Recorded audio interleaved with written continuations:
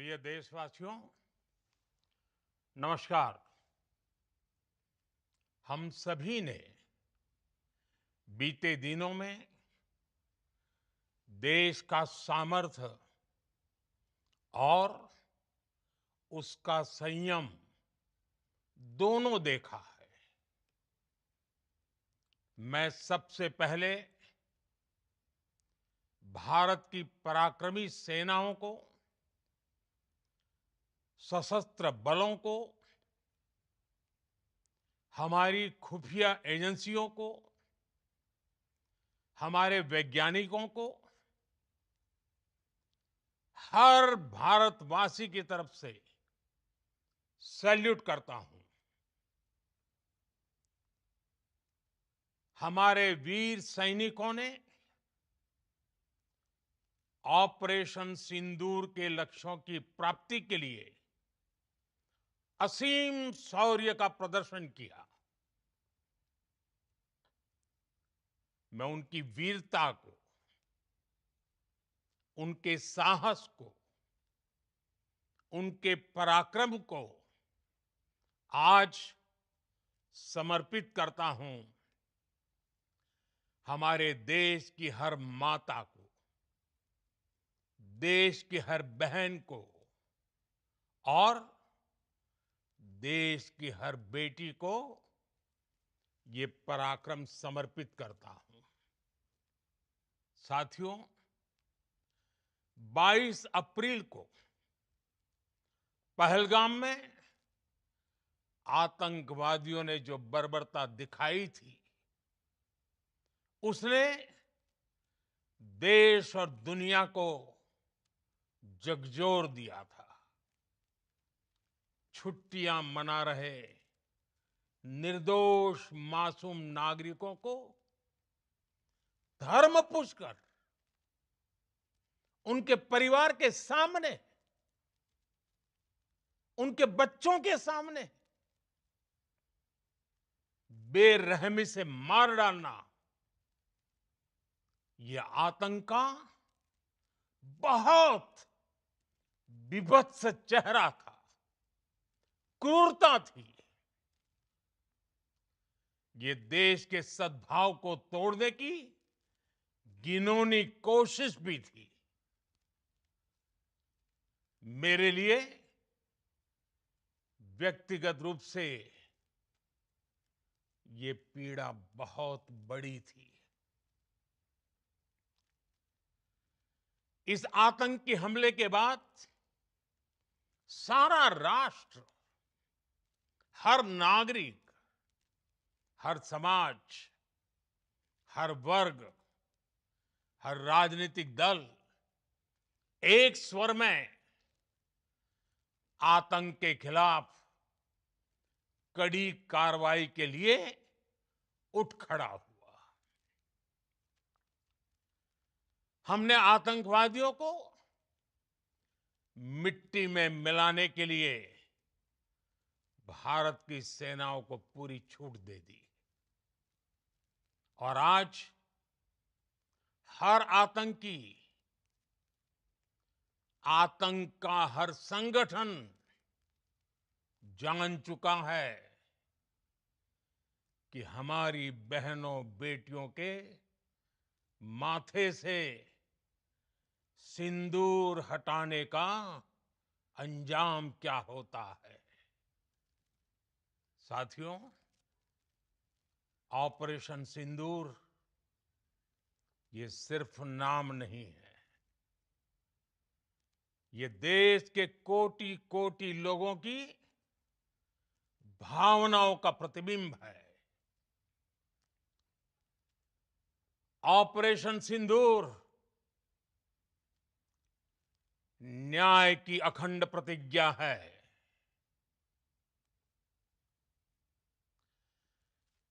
6 मई की देर रात, 7 मई की सुबह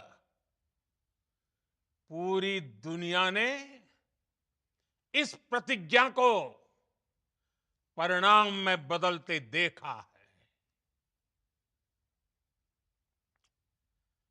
भारत की सेनाओं ने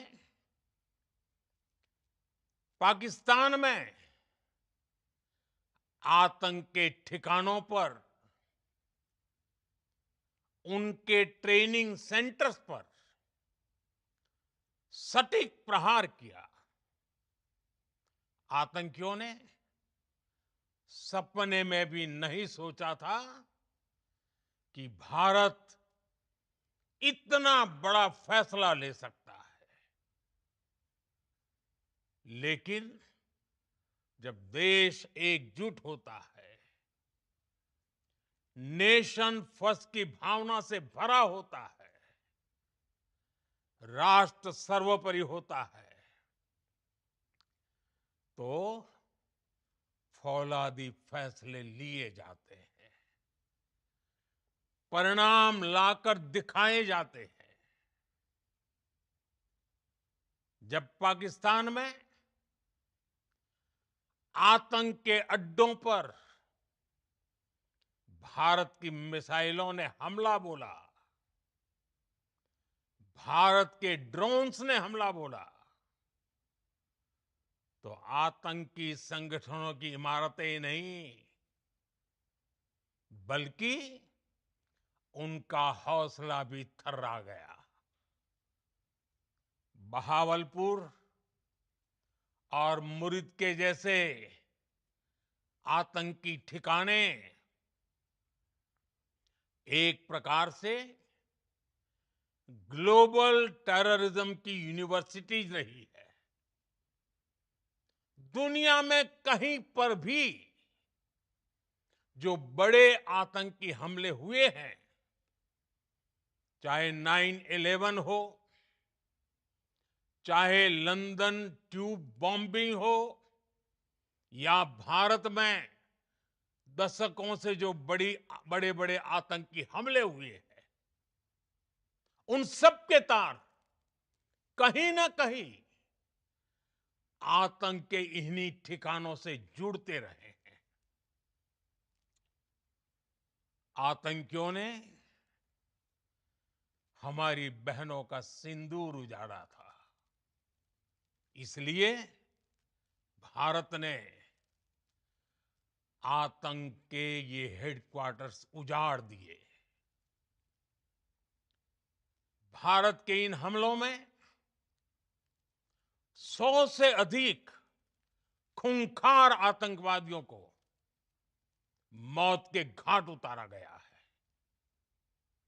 आतंक के बहुत सारे आका बीते 2.5-3 दशकों से खुलेआम पाकिस्तान में घूम रहे थे, जो भारत के खिलाफ साजिशें करते थे। उन्हें भारत ने एक झटके में खत्म कर दिया। साथियों, भारत की इस कार्रवाई से पाकिस्तान घोर निराशा में गिर गया था, हताशा में गिर गया था, बौखला गया था। और इसी बौखलाहट में उसने एक और दुस्साहस किया। आतंक पर भारत की कार्रवाई का साथ देने के बजाय पाकिस्तान ने भारत पर ही हमला करना शुरू कर दिया। पाकिस्तान ने हमारे स्कूलों, कॉलेजों को, गुरुद्वारों को, मंदिरों को, सामान्य नागरिकों के घरों को निशाना बनाया। पाकिस्तान ने हमारे सैन्य ठिकानों को निशाना बनाया। लेकिन इसमें भी पाकिस्तान खुद बेनकाब हो गया। दुनिया ने देखा कि कैसे पाकिस्तान के ड्रोन्स, पाकिस्तान की मिसाइलें भारत के सामने तिनके की तरह बिखर गई। भारत के सशक्त एयर डिफेंस सिस्टम ने उन्हें आसमान में ही नष्ट कर दिया। पाकिस्तान की तैयारी सीमा पर वार की थी, लेकिन भारत ने पाकिस्तान के सीने पर वार कर दिया। भारत के ड्रोन्स, भारत की मिसाइलों ने सटीकता के साथ हमला किया। पाकिस्तानी वायुसेना के उन एयरबेस को नुकसान पहुंचाया, जिस पर पाकिस्तान को बहुत घमंड था। भारत ने पहले 3 दिनों में ही पाकिस्तान को इतना तबाह कर दिया, जिसका उसे अंदाजा भी नहीं था। इसलिए भारत की आक्रामक कार्रवाई के बाद पाकिस्तान बचने के रास्ते खोजने लगा। पाकिस्तान दुनिया भर में तनाव कम करने के लिए गुहार लगा रहा था, और बुरी तरह पीटने के बाद इसी मजबूरी में 10 मई की दोपहर को पाकिस्तानी सेना ने हमारे डीजीएमओ को संपर्क किया। तब तक हम आतंकवाद के इंफ्रास्ट्रक्चर को बड़े पैमाने पर तबाह कर चुके थे। आतंकियों को मौत के घाट उतार दिया गया था। पाकिस्तान के सीने में बसाए गए आतंक के अड्डों को हमने खंडहर बना दिया था। इसलिए जब पाकिस्तान की तरफ से गुहार लगाई गई, पाकिस्तान की तरफ से जब ये कहा गया कि उसकी ओर से आगे कोई आतंकी गतिविधि और सैन्य दुस्साहस नहीं दिखाया जाएगा, तो भारत ने भी उस पर विचार किया। और मैं फिर दोहरा रहा हूं, हमने पाकिस्तान के आतंकी और सैन्य ठिकानों पर अपनी जवाबी कार्रवाई को अभी सिर्फ स्थगित किया है। आने वाले दिनों में हम पाकिस्तान के हर कदम को इस कसौटी पर मापेंगे कि वो क्या रवैया अपनाता है। साथियों, भारत की तीनों सेनाएं, हमारी एयरफोर्स, हमारी आर्मी और हमारी नेवी, हमारी border security force BSF, Bharat के अर्धसैनिक बल लगातार अलर्ट पर है। सर्जिकल स्ट्राइक और एयर स्ट्राइक के बाद अब ऑपरेशन सिंदूर आतंक के खिलाफ भारत की नीति है।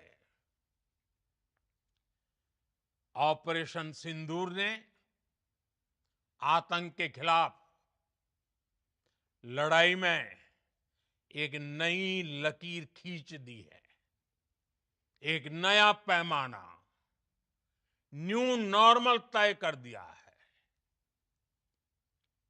पहला, भारत पर आतंकी हमला हुआ तो मुंह तोड़ जवाब दिया जाएगा। हम अपने तरीके से, अपनी शर्तों पर जवाब देकर रहेंगे।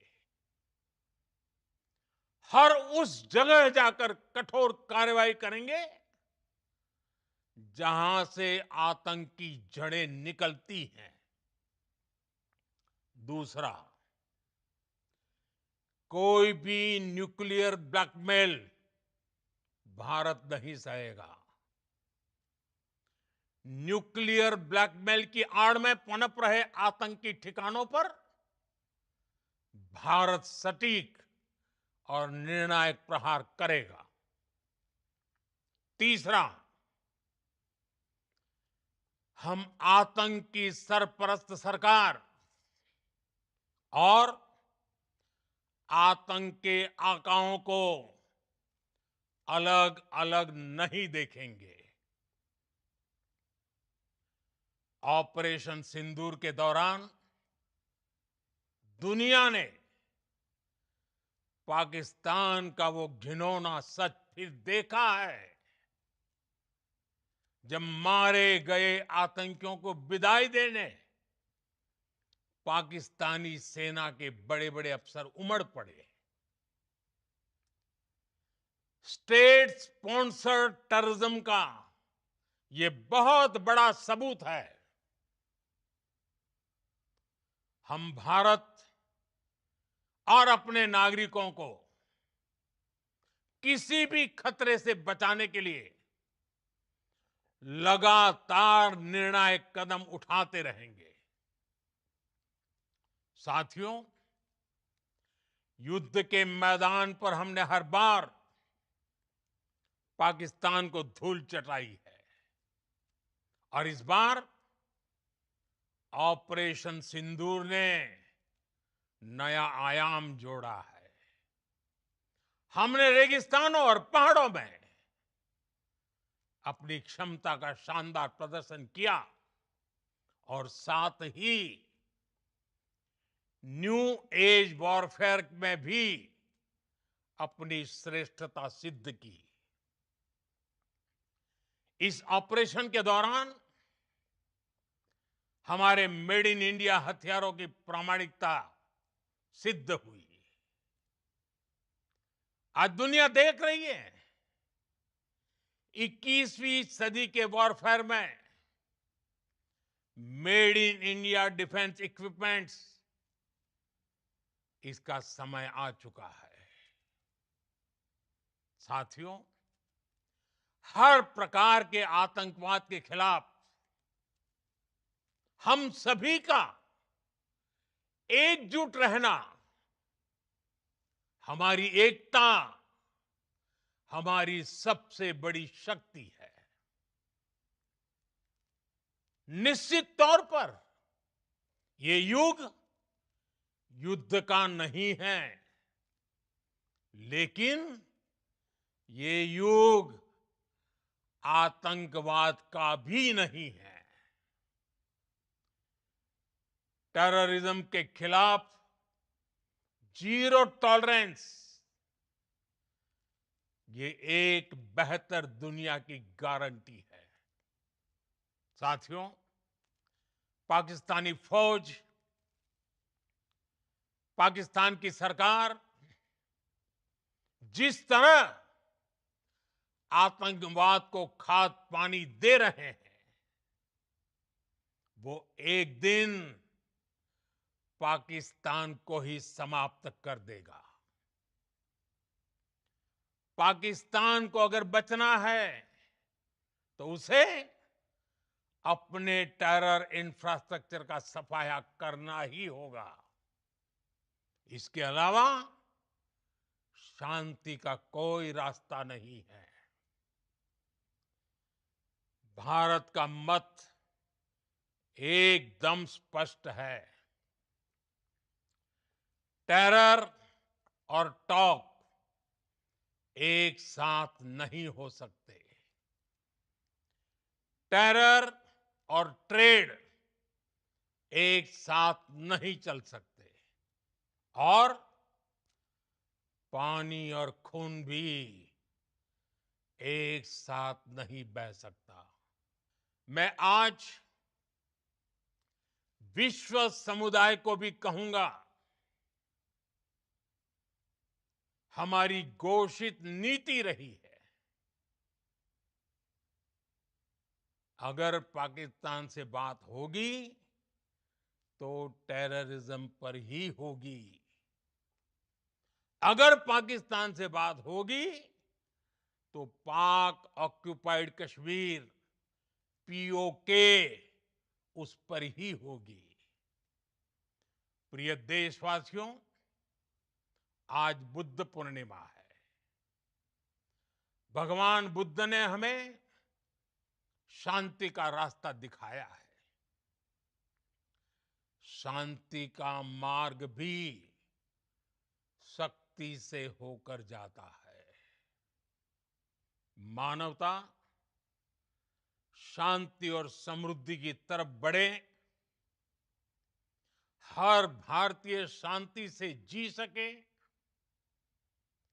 विकसित भारत के सपने को पूरा कर सके, इसके लिए भारत का शक्तिशाली होना बहुत जरूरी है।